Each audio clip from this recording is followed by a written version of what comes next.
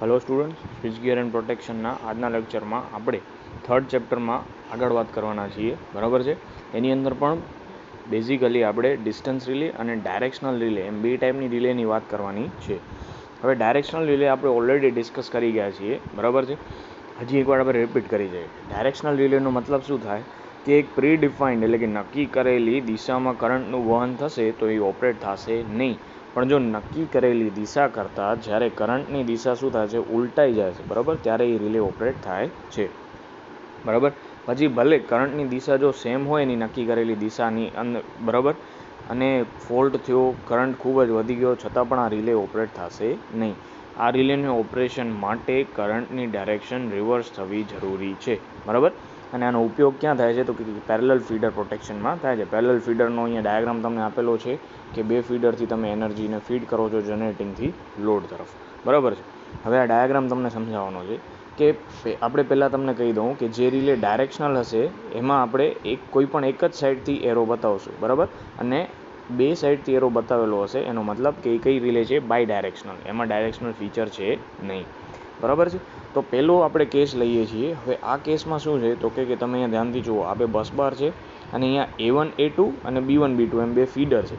બરાબર, કે જે તમારો શું કરે છે, પાવરને ટ્રાન્સમિટ કરે છે. હવે A1 અને A2 પાસે પણ બે આપણી પાસે રિલે છે અને બંને કેવી છે, બાય ડાયરેક્શનલ રિલે છે. બરાબર.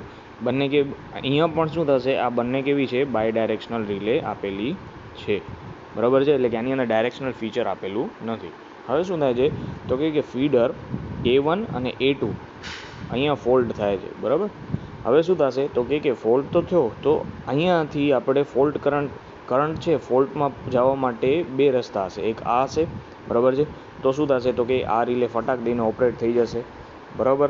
એટલે કે આ રિલેનો આ ફોલ્ટ કરંટનો રસ્તો તો બંધ થઈ ગયો. હવે બીજો ફોલ્ટ કરંટનો રસ્તો ક્યાંથી છે તો કે આ ફીડરમાંથી થઈ અને આમ જવાનું. હવે શું થાય તો કે ફોલ્ટ તો હજી ફીડ થાય જ છે, તો એના માટે શું થશે તો કે આ B2 પણ ઓપરેટ થઈ શકે છે. B1 પણ ઓપરેટ, A2 ઓપરેટ થશે અને B2 પણ ઓપરેટ થશે. તો આમાં ગેરફાયદો શું થયો તો કે આ B1 B2 જે ફીડર છે આપણું, એ તો એકદમ હેલ્ધી હતું. બરાબર. એમાં કોઈ ફોલ્ટ છે જ નહીં, તો પણ એ શું થઈ ગયું, ડિસ્કનેક્ટ થઈ ગયું. હવે આવું ન થાય એના માટે આપણે શું કરીએ છીએ, આપણે ડાયરેક્શનલ ફીચરનો ઉપયોગ કરીએ છીએ. શું કર્યું ડાયરેક્શનલ ફીચરમાં તો કે અહીંયા આપણે ડાયરેક્શનલ ફીચરવાળી રિલે લગાવી દીધી છે. બરાબર. હવે શું થશે તો કે વળી અહીંયા ફોલ્ટ થયો છે, એટલે ફોલ્ટ આ જનરેટર ફોલ્ટને કરંટ ફીડ કરવા માટે બે રસ્તા હશે. એક તો આ રસ્તો છે અને બીજો ક્યાંથી આવશે તો કે all the way through B1 B2 આ રીતે. બરાબર. હવે શું થયું તો કે પહેલાં તો જ્યારે ફોલ્ટ થયો તો આ પાથ તો બ્લોક કોણ કરશે તો કે આ A1 ઉપરની જે રિલે હશે એ તરત જ ઓપરેટ થઈને આ પાથ તો એને શું કરી નાખ્યો, બ્લોક કરી નાખ્યો છે. પણ હવે હજી આ પાથ ઉપરથી તો શું થાય છે, કરંટ ફીડ થાય છે. હવે શું થાય તો કે આ B2 ઉપર આપણે ડાયરેક્શનલ રિલે લગાવી છે. જો કરંટની દિશા આ હશે ને તો જ આ ઓપરેટ થશે, નહીં તો ઓપરેટ થશે નહીં. એવી જ રીતે A2 ઉપર પણ એવી જ રિલે છે કે જેની કરંટની દિશા કેવી હશે, આ દિશામાં હશે તો જ ઓપરેટ થશે.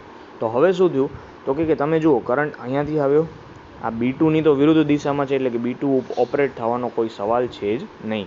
બરાબર. તો હવે B2 તો ઓપરેટ થવાની નથી, ઉપર ગયો અને હવે આમ ગયો, તો આ A2ની દિશા, બરાબર, અને કરંટની દિશા કેવી થઈ ગઈ, સેમ થઈ ગઈ. એટલે કે A2 છે એ તરત જ ઓપરેટ થશે. અને આ કેસમાં ફરક શું આવ્યો તો કે અહીંયા આ જે આપણું B1 B2 જે હેલ્ધી ફીડર હતું એ પણ બંધ થઈ જતું હતું. હવે આ કેસમાં અહીંયાથી પાવર ફ્લો ચાલુ જ રહેશે લોડને. બરાબર છે. તો આનો શું થઈ ગયો, ફાયદો થઈ ગયો, ડાયરેક્શનલ રિલેનો ફાયદો. બરાબર. તમને સમજાઈ ગયું હશે. હવે આગળ વાત કરીએ. અહીંયા એ જ બધી વસ્તુ સમજાવેલી છે. બરાબર. હવે સપોઝ કે આપણે ડીસીની વાત કરીએ તો એને આપણે શું કહીએ છીએ, પોલરાઇઝ્ડ રિલે કહીએ છીએ. એમાં આપણે પોલરાઇઝ્ડ રિલે એવો વર્ડ યુઝ કરીએ છીએ. હવે ઇન્ડક્શન પ્રકારની એસી રિલેમાં ડાયરેક્શનલ ફીચર આપવા માટે બે અલગ સોર્સમાંથી રિલેને એનર્જાઇઝ કરવામાં આવે છે. એટલે કે બે અલગ સોર્સમાંથી રિલેને એનર્જાઇઝ કરવામાં આવે છે. હવે આની અંદર શું થાય તો કે એકને વોલ્ટેજ કોઇલમાંથી સપ્લાય આપવામાં આવશે. બરાબર. એકને શેમાંથી તો કે વોલ્ટેજ કોઇલમાંથી સપ્લાય દેવામાં આવશે, જ્યારે બીજી કોઇલને કરંટ સોર્સમાંથી એનર્જાઇઝ કરવામાં આવશે. એટલે કે શું થશે તો કે બંને વચ્ચે ફેઝ તફાવત આવશે અને ફેઝ એંગલ ઉપરથી, બરાબર, અમુક હદ કરતાં જો વધારે હશે તો રિલે ઓપરેટ થશે. બરાબર છે. તો આ આપણું ડાયરેક્શનલ રિલેનું બેઝિક હતું. હવે ડાયરેક્શનલ રિલે છે એની અંદર અમુક ખાસિયત હોય છે, એકદમ જેમ કે એની સ્પીડ છે, સેન્સિટિવિટી છે, ઓછું બર્ડન, પૂરતું શોર્ટ ટાઈમ થર્મલ રેટિંગ, બરાબર, ઓછા વોલ્ટેજ કોઇલ, વોલ્ટેજે કોઇલ ઓપરેટ થવાની ક્ષમતા, એકલી વોલ્ટેજ કોઇલ કે એકલી કરંટ કોઇલ એનર્જાઇઝ થાય તો રિલે ઓપરેટ થતું જોઈએ નહીં, બરાબર. તો આ બધા એના ફીચર્સ આપેલા છે. હવે આપણે વાત કરીએ છીએ કે ડાયરેક્શનલ પાવર રિલે અથવા તો રિવર્સ પાવર રિલે, બરાબર. હવે ડાયરેક્શનલ પાવર રિલે અથવા તો રિવર્સ પાવર રિલે, હવે આની અંદર શું છે તો કે આનું આપણે કન્સ્ટ્રક્શન એટલે કે રચનાની વાત કરીએ, બરાબર, તો શું થાય તો કે આની અંદર વોટ મીટર પ્રકારની રચના છે અને આની અંદર બે લેમિનેટેડ ઇલેક્ટ્રોમેગ્નેટ હોય છે. બે લેમિનેટેડ ઇલેક્ટ્રોમેગ્નેટ હોય છે. એક છે એ કેવું હોય છે, ઈ શેપનું હોય છે અને બીજું કેવું હોય છે, સી શેપનું, બરાબર. બે લેમિનેટેડ ઇલેક્ટ્રોમેગ્નેટ્સ હશે. એકનો કોર કેવા શેપનો હશે, ઈ શેપનો હશે અને બીજાનો હશે સી શેપ. હવે અહીંયા તમે આકૃતિમાં ધ્યાનથી જુઓ તો તમને શું દેખાશે, આ ઉપરનો જે આપણો કોર છે એ કેવું છે, ઈ શેપનું છે, બરાબર. અને એની વચ્ચેની લીંબ ઉપર શું મૂકેલું છે, એક વાઇન્ડિંગ કરેલી છે અને એને આપણે શેનાથી એનર્જાઇઝ કરીએ છીએ, પીટીથી, એટલે કે એને આપણે એનો સપ્લાય શેનાથી એનર્જાઇઝ થાય છે, વોલ્ટેજથી એનર્જાઇઝ થાય છે, બરાબર. અને આપણે જો બીજું છે કોર એ કેવું છે, સી શેપનો છે, આ દેખાય છે અહીંયા, બરાબર. હવે એને આપણે સીટીથી એનર્જાઇઝ કરેલો છે, શેનાથી, સીટીથી, એટલે કે આનું એનર્જાઇઝિંગ ક્વોન્ટિટી કઈ છે, કરંટ, અને આની એનર્જાઇઝિંગ ક્વોન્ટિટી કઈ છે, વોલ્ટેજ, બરાબર. ખ્યાલ આવી ગયો. અને આ બંનેની વચ્ચે શું છે તો કે એક ડિસ્ક રાખેલી છે.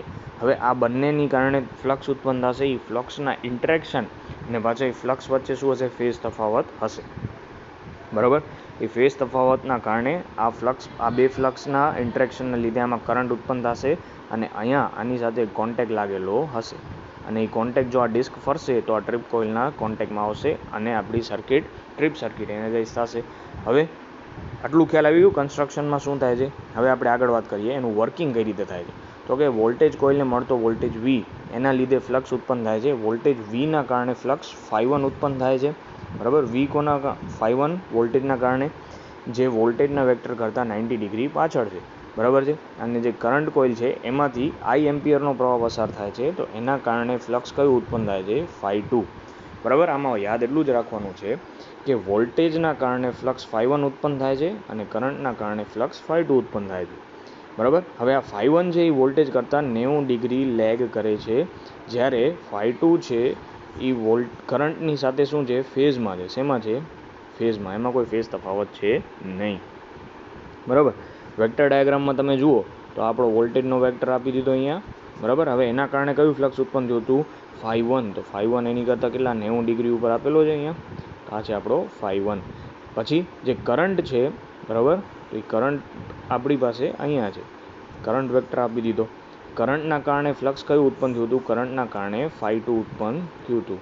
તો ∅2 ને I તો એકબીજા સાથે ફેઝમાં છે. અહીંયા તમે જુઓ એકબીજા ઉપર શું છે, સુપર ઇમ્પોઝ થયેલા છે. હવે વોલ્ટેજ અને કરંટ વચ્ચે એક એંગલ આપેલો છે થીટા, બરાબર છે. તો એ શેના ઉપર આધાર રાખે છે, તો કે તમે કયા ટાઈપનો લોડ લગાવેલો છે તેના ઉપર આધાર રાખે છે, બરાબર. તો આના ઉપરથી તમને ખ્યાલ આવી ગયો. હવે આ બે ફ્લક્સના ઇન્ટરેક્શનના કારણે શું ઉત્પન્ન થશે, ટોર્ક ઉત્પન્ન થશે. એટલે કે ટોર્ક છે એ કોના સમપ્રમાણમાં છે, તો કે ∅1 ∅2 sin બીટા, બરાબર. બીટા એટલે શું, તો કે ∅1 અને ∅2 વચ્ચેનો ખૂણો છે એને આપણે શું કીધું છે, બીટા કીધું છે, બરાબર છે.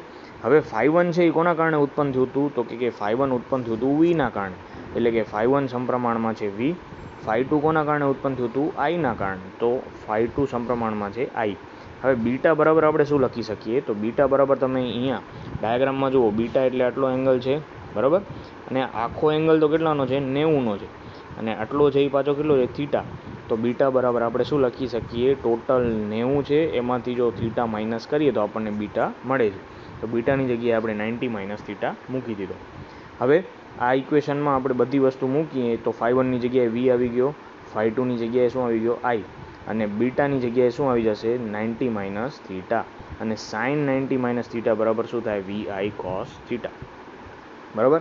તો આપણે શું ખબર પડે છે કે આમાં જે ડ્રાઇવિંગ ટોર્ક છે એ પાવરના સમપ્રમાણમાં છે. હવે જે ટોર્ક ઉત્પન્ન થશે એની દિશા પાવર ફ્લોની દિશા ઉપર આધાર રાખે છે, બરાબર. એટલે કે જો પાવર નોર્મલ દિશામાં ફ્લો થતો હશે તો જે ટોર્ક હશે, બરાબર, એ કોન્ટેક્ટ કરંટની વિરુદ્ધ દિશામાં લાગશે, એટલે કે ટ્રીપ કોઇલ એનર્જાઇઝ થશે નહીં. પણ જ્યારે કરંટની દિશા રિવર્સ થાય છે, એટલે કે પાવર ફ્લોની દિશા પણ રિવર્સ થશે, ત્યારે ટોર્કની દિશા રિવર્સ થાય છે અને કોન્ટેક્ટ ક્લોઝ થાય છે. બરાબર છે. તો આ રીતે આપણે ડાયરેક્શનલ રિલેની વાત કરી. બરાબર છે. હવે ડાયરેક્શનલ રિલેની આપણે જે વાત કરી, હવે આગળ આપણે વાત કરીએ છીએ ડાયરેક્શનલ ઓવર કરંટ રિલે. હવે ડાયરેક્શનલ ઓવર કરંટ રિલેનો મતલબ શું થાય? આમાં ડાયરેક્શનલ રિલે અને ઓવર કરંટ રિલેને એક જ શું કહેવાય કેબિનેટમાં રાખવામાં આવ્યા છે. બરાબર, એટલે એક જ એલિમેન્ટ તરીકે યુઝ કર્યું છે. આમાં બેની પ્રોપર્ટીઝ હશે. બરાબર છે. આમાં શું થાય તો કે ડાયરેક્શનલ યુનિટના કોન્ટેક્ટને ઓવર કરંટ રિલેનો ફ્લક્સ ઉત્પન્ન કરતી એક સર્કિટની સિરીઝમાં રાખવામાં આવે છે. એટલે તમે જુઓ, આ છે આપણો શું છે ડાયરેક્શનલ યુનિટ છે. હવે આ તો આપણી આખી ઓવર કરંટ રિલે છે અહીંયા. બરાબર. હવે એમાં ફ્લક્સ ઉત્પન્ન કરતી કોઈ પણ એક સર્કિટ, તો તમે આને સાથે પણ કરી શકો ને આની સાથે. તો આપણે અહીંયા ડાયરેક્શનલ યુનિટને કોની સાથે કનેક્ટ કર્યો છે? આ સી શેપવાળા ઇલેક્ટ્રોમેગ્નેટ સાથે કનેક્ટ કરેલો છે. બરાબર છે. હવે શું થાય તો કે એટલે કે કરંટની દિશા વિરુદ્ધ ન થાય અને કરંટ ગમે તેટલી વધે તો પણ ઓવર કરંટ રિલે ઓપરેટ થઈ શકશે નહીં. હવે નોર્મલ વસ્તુ છે કે ઓવર કરંટ રિલે ઓપરેટ ક્યારે થાય તો કે જ્યારે કરંટની વેલ્યુ નક્કી કરેલી કિંમત કરતાં વધી જાય ત્યારે. બરાબર છે. આમ જો ડાયરેક્શનલ રિવર્સ થાય અને ઓવર કરંટ થાય તો જ આ રિલે ઓપરેટ થઈ શકે છે અને ટ્રીપ કોઇલ એનર્જાઇઝ થશે. હવે આમાં કહેવાનો મતલબ શું છે? તો ડાયરેક્શનલ ઓવર કરંટ રિલેનો મતલબ એ થાય કે જો તમારા કરંટની દિશા પણ વિરુદ્ધ થાય અને તમારા કરંટની કિંમત નક્કી કરેલી કરંટની કિંમત કરતાં વધી જાય, એટલે કે પિકઅપ કરંટ કરતાં વધી જાય, આ બે કન્ડિશન જો ફૂલફિલ થશે તો અને તો જ directional over current relay operate થશે, નહીંતર એ ઓપરેટ થશે નહીં. બરાબર છે. તો ડાયરેક્શનલ ઓવર કરંટ રિલે છે એનું આ રીતે આપણે કન્સ્ટ્રક્શન જોયું અને કઈ કન્ડિશનમાં ઓપરેટ થશે એ પણ વાત કરી. હવે ઉપરની વ્યવસ્થાને બદલે જો બંને યુનિટના કોન્ટેક્ટ સિરીઝમાં જોડવામાં આવે તો આ વ્યવસ્થા ચાલી શકે નહીં. બરાબર. એટલે કે બંનેના કોન્ટેક્ટ આપણે સિરીઝમાં જોઈન્ટ કરી દઈએ તો શું થાય તો કે શું થાય? ડેડ શોર્ટ સર્કિટ થશે. બરાબર. એટલે કે ઓવર કરંટ યુનિટ ઓપરેટ થાય અને બીજો કોઈ સર્કિટ બ્રેકર ટ્રીપ થવાના કારણે ડાયરેક્શનલ યુનિટમાં પણ પાવર ફ્લો રિવર્સ થાય તો કોન્ટેક્ટ ક્લોઝ થાય. જેનો મતલબ ઇન શોર્ટ એટલું યાદ રાખવાનું કે જો બંનેના કોન્ટેક્ટ આપણે એકબીજા સાથે સિરીઝમાં કનેક્ટ કરી દઈએ તો રિલે છે એ માલ ઓપરેટ થઈ શકે છે. બરાબર. રિલે શું થશે? માલ ઓપરેટ. એટલે કે એને ઓપરેટ નથી થવાનું ત્યારે પણ એ ઓપરેટ થશે. બરાબર. તો આ વાત થઈ ગઈ. હવે આપણે આગળ વાત કરવાના છીએ. આપણે ડાયરેક્શનલ રિલે વિશે ઓલરેડી વાત કરી લીધી, કઈ રીતે ઓપરેટ થાય છે. હવે આપણે ડિસ્ટન્સ રિલેની વાત કરવાની છે.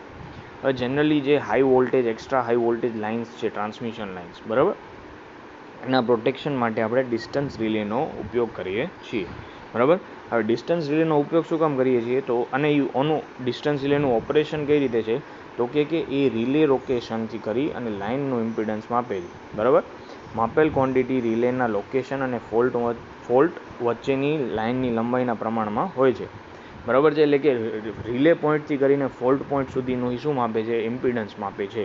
બરાબર. એટલે કે એને ડિસ્ટન્સ રિલે કહેવામાં આવે છે અને એનું ઇમ્પિડન્સ કોને છે? લાઇનના લેન્થના સમપ્રમાણમાં હશે. બરાબર છે. એટલે અને પછી ડિસ્ટન્સ રિલેમાં પણ ઘણી બધી પ્રકારની રિલે છે.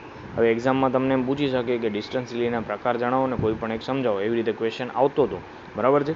હવે એમાં શું થશે? ઇમ્પિડન્સ રિલે, રિએક્ટન્સ રિલે, મો રિલે, એંગલ ઇમ્પિડન્સ રિલે, પછી ક્વોડ્રિલેટરલ રિલે, પછી ઇક્લિપ્ટિક અને અન્ય કોનિક સેક્શન રિલે. હવે આ બધી એની ટાઈપ્સ છે, આ નામ તમને યાદ હોવા જોઈએ. એની અંદર રિએક્ટન્સ રિલે અને મો રિલે આ આપણા માટે ઇમ્પોર્ટન્ટ છે. તો આજે આપણે સ્ટાર્ટ કરશું રિએક્ટન્સ રિલેથી. બરાબર છે. હવે રિએક્ટન્સ રિલેની વાત કરીએ તો રિએક્ટન્સ રિલે છે એ ફોલ્ટ પોઈન્ટ અને રિલે વચ્ચે લાઇનનો રિએક્ટન્સ માપે છે. બરાબર. અને લાઇનના પ્રતિરોધમાં ફેરફારની કોઈ પણ અસર પડતી નથી. એટલે કે લાઇનના રેઝિસ્ટન્સ સાથે એને કાંઈ લેવા દેવા નથી.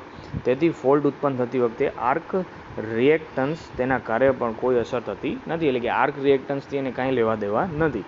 આપણે શું યાદ રાખવાનું? રિએક્ટન્સ રિલે છે એ ફોલ્ટ પોઈન્ટ અને રિલે લોકેશન વચ્ચે રિએક્ટન્સ માપે છે. બરાબર.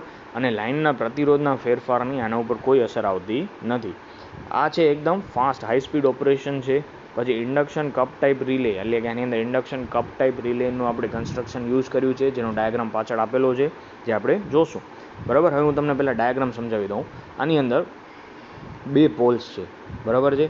એક ઉપરનો પોલ, એટલે કે અહીંયા લખ્યું છે પોલરાઇઝિંગ, એક પોલ ઉપરનો પોલ છે બરાબર, અને આ છે એ નીચેનો પોલ છે. બરાબર, આનું વર્કિંગ થોડુંક બુકમાં ડાયાગ્રામ જે રીતે આપેલો છે એ પ્રમાણે સમજજો કે ઉપરનો પોલ, નીચેનો પોલ, જમણી બાજુની સર્કિટ અને ડાબી બાજુની સર્કિટ. બરાબર, એટલે કે ડાબી બાજુની સર્કિટ એટલે આની વાત થાય છે, જમણી બાજુની એટલે આની વાત થાય છે.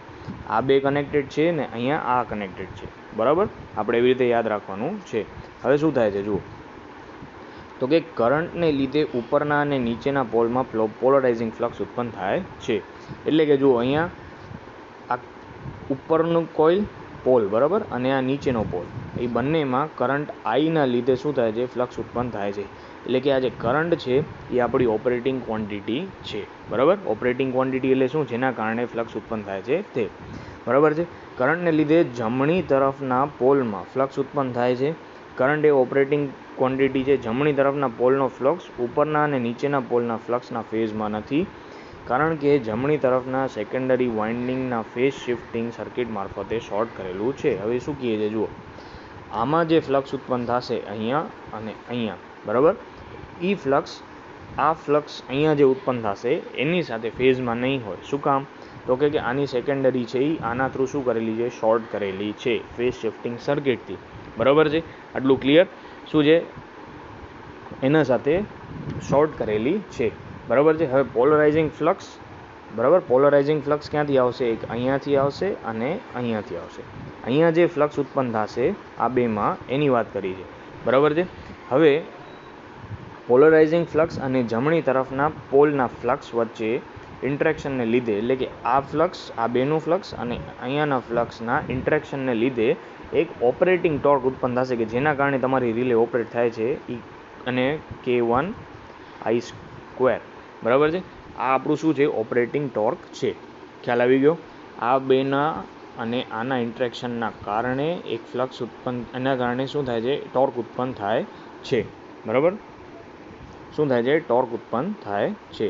અને એ ટોર્કને આપણે શું કહીએ છીએ, ઓપરેટિંગ ટોર્ક K1I². હવે શું થાય, તો કે ડાબી તરફનો પોલ, એટલે કે આની વાત થાય છે. બરાબર, અને પોલરાઇઝિંગ ફ્લક્સ એટલે કે આ બેની વાત થાય છે. બરાબર, હવે તમે ધ્યાનથી જુઓ પાછું કોની વાત થાય છે, આના કારણે ઉત્પન્ન થતું ફ્લક્સ અને આ પોલરાઇઝિંગ ફ્લક્સ તો છે જ. હવે આ બેનું આની સાથેના ઇન્ટરેક્શનથી જે ટોર્ક ઉત્પન્ન થાય છે, બરાબર, એને આપણે શું કહીએ છીએ, રીસ્ટ્રેનિંગ કોઇલ કહેવામાં, ટોર્ક કહેવામાં આવે છે. અને રીસ્ટ્રેનિંગ ટોર્ક કેટલું છે, VI cos 90 - θ અથવા તો φ. બરાબર છે, આ તમારું શું છે, રીસ્ટ્રેનિંગ ટોર્ક છે. અને અહીંયા સાથે સાથે શું છે, સ્પ્રિંગ પણ લગાવેલી છે. તો એ સ્પ્રિંગના કારણે પણ એક રીસ્ટ્રેનિંગ ટોર્ક આવશે, એને આપણે શું કહી દીધું, K3. તો ટોર્ક છે, ટોર્ક ઇક્વેશન તમને અહીં આપેલું છે. જુઓ, ટોર્ક ઇક્વેશન છે T બરાબર શું થાય, તો કે અહીંયા જોવાનું શું છે, ઓપરેટિંગ ટોર્ક શું છે, K1I², એટલે કે એ પ્લસ આવ્યું. અને રીસ્ટ્રેનિંગ ટોર્ક છે એ ઓપરેટિંગ ટોર્ક કરતાં હંમેશા કેવું હોય, એકબીજાથી ઓપોઝિટ હશે. બરાબર છે, તો આ રીસ્ટ્રેનિંગ કોઇલ છે એટલે અહીંયા શું આવી ગયું, માઇનસ આવ્યું. એવી જ રીતે સ્પ્રિંગ પણ વિરુદ્ધ દિશામાં જ બળ લગાવશે એટલે એ પણ માઇનસ આવી ગયું. બરાબર, એટલે કે આ ઇક્વેશન આવી રીતે આવ્યું છે. હવે આની અંદર જે સ્પ્રિંગમાં જે ટોર્ક ઉત્પન્ન થશે એ કેવું છે, બહુ ઓછું હશે, એટલે આને આપણે અવગણી નાખ્યું. બરાબર, તો આપણને ઇક્વેશન શું મળી ગયું, આ cos 90 - φ ની જગ્યાએ શું મૂકી દીધું, sin φ મૂકી દીધું છે, બીજું કાંઈ છે નહીં. બરાબર છે. હવે શું થાય, તો કે જ્યારે K1I² ની કિંમત K2VI sin φ કરતાં વધારે થાય ત્યારે રિલે ઓપરેટ થાય છે. એનો મતલબ શું થાય કે જ્યારે ઓપરેટિંગ ટોર્ક છે, બરાબર, T operating is greater than T restraining, તો જ રિલે ઓપરેટ થશે. એટલે આપણે આમ લખી શકીએ કે હવે જો શું થાય, તો કે restraining K1I² is greater than VI sin φ. બરાબર, હવે K1/K2 is greater than V/I sin φ, એટલે K is greater than Z sin φ. Z sin φ છે એ K કરતાં ઓછું હશે તો જ આ રિલે ઓપરેટ થશે. બરાબર, અને આગળ એને શું કર્યું પછી, તો કે અહીંયા અથવા તો X is greater than K. હવે X શું કામ મૂકી દીધું, તો ઇમ્પિડન્સ ટ્રાયંગલ યાદ કરવાનું છે. અહીંયા Z, અહીંયા આવશે R અને અહીંયા આવશે X. આ છે આપણો sin φ. બરાબર છે, તો આમાં તમે sin φ લગાવો તો શું થાય, સામેની બાજુ X ભાગ્યા કર્ણ. બરાબર, તો શું થાય, તો કે X બરાબર Z sin φ. તો અહીંયા Z sin φ તો આગળ હતું, એની જગ્યાએ શું મૂકી દીધું, X મૂકી દીધું છે, બીજું કંઈ છે નહીં. હવે એની કેરેક્ટરિસ્ટિક્સ જોઈએ, તો તો કેરેક્ટરિસ્ટિક્સમાં આ શું છે? રેઝિસ્ટન્સ છે. આ છે આપણું રિએક્ટન્સ, બરાબર. હવે આ છે ને એની ઓપરેટિંગ કેરેક્ટરિસ્ટિક્સ છે. હવે એની વેલ્યુ, રિએક્ટન્સની વેલ્યુ જો ઉપર એટલે કે આની કરતાં વધારે હશે તો રિલે બ્લોક થશે, અને રિએક્ટન્સની વેલ્યુ જો આ એક પ્રીડિફાઇન્ડ વેલ્યુ કહેવાય, નક્કી કરેલી વેલ્યુ, એની કરતાં ઓછી થઈ તો રિલે ઓપરેટ થશે, બરાબર છે. અહીંયા એને એ જ વાત કરેલી છે કે જ્યારે માપેલા રિએક્ટન્સની કિંમત નક્કી કરેલા કે કરતાં ઓછી થાય છે ત્યારે રિલે ઓપરેટ થાય છે, બરાબર. આ નોન ડાયરેક્શનલ પ્રકારની રિલે છે, એટલે કે એક્સની વેલ્યુ નેગેટિવ હશે તો પણ આ રિલે ઓપરેટ થાય છે, બરાબર છે. એટલે કે રિલેના લોકેશનની પાછળ ફોલ્ટ થયો હશે ને તો પણ આ રિલે ઓપરેટ થશે, બરાબર છે. તો આ રીતે આપણે રિએક્ટન્સ રિલે જોઈ. નેક્સ્ટ લેક્ચરની અંદર આપણે મોર ટાઈપ ડિસ્ટન્સ રિલે જોવાના છીએ.